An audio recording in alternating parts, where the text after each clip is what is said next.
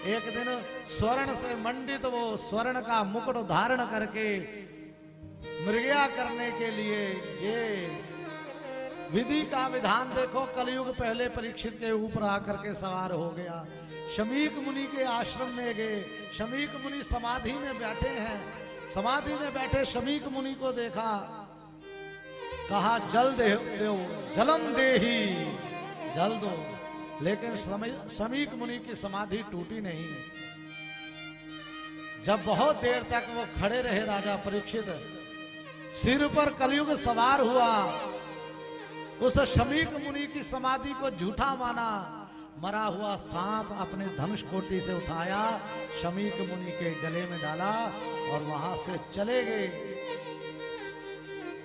जब शमीक के पुत्र श्रृंगी ऋषि ने ये सब सुना, बड़ा क्रोध आया, बड़ा क्रोध आया।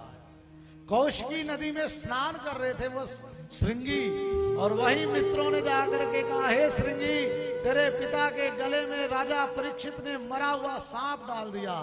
श्रृंगी ऋषि को इतना क्रोध आया, उसी कौशिकी नदी के जल को उठाया और जल लेकर के श्राप देने लगे। वाग रूपी वज्र छोड़ दिया, श्राप छोड़ दिया और कहा क्या, इति लंघित मर्यादम तक्षका सप्तमे हनी दक्षति स्म कुलांगारम चोदितो में ततद्रुहम्।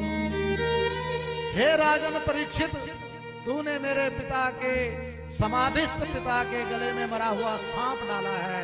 तुझे श्राप देता हूं कि आज से 7वें दिन तुझे तक्षक नाम का सर्प डसेगा और तेरी मृत्यु हो जाएगी।